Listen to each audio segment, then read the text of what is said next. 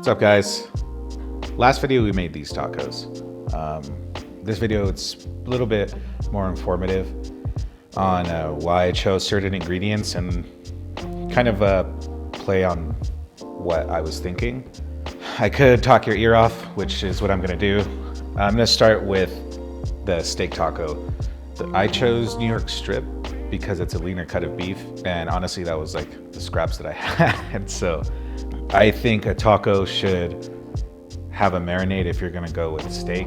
So you can do a chimichurri after you're done cooking the steak. I decided to marinate it with a red pepper vinaigrette, which we already do in-house.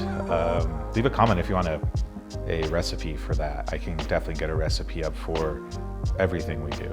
Red pepper vinaigrette is exactly what it says in there. There's some balsamic, mostly chili flake. You emulsify it with oil, and you get this really nice, like, velvety vinaigrette off of it. I don't like the idea of a ribeye for a taco. I feel like a ribeye has a nice fat cap that you want charred on the grill or in a cast iron and just let it be. It's a fatty cut of steak that should be enjoyed, I think, with just salt, pepper, and the right caramelization on there. It doesn't need any help. It's a ribeye. Same with the tomahawk ribeye. If you go with a prime rib, it's just its own thing. It doesn't need help like a flank steak, skirt steak. Even then, skirt steaks, I'll argue, are fine by themselves, but when you go leaner, to get over the chewiness, marinades help break down those muscle fibers in there as well. A marinade is great. That's Korean barbecue does amazing because it sticks to the meat. It gets a nice char. It's just good. The greens that I chose, arugula and steak. If you pair those together, arugula with any kind of meat, fatty, lean, it's gonna be amazing. Arugula has this bitterness that cuts through richness. So when you're thinking of creating a formula for a taco, I like to look at those things, those components, you know. In this case, the steak marinade is gonna be a little bit sticky. It leaves a nice mouthfeel, maybe even coats your lips a little bit. The arugula and the lemon juice really cut that, and they counteract that dense marinade. Apple slaw that we chose here is just like a pickling light pickle, adds texture. Red onion is very fragrant and sweet. The apple is tart, which helps with that lemon juice in there.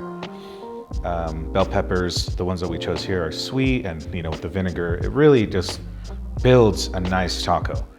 That's why we're so big on like our mise en place, which means everything in its place. Because if you have everything in order, you can just slap 100 tacos together if you're gonna do it for a party. I mean, the biggest thing we did was fry the calamari and the shrimp, which that in itself for this taco was kind of a play off of a po' boy, right? A po' boy is fried shrimp on French bread, lettuce, tomato, whatever. Our vessel was a tortilla. That spring mix again.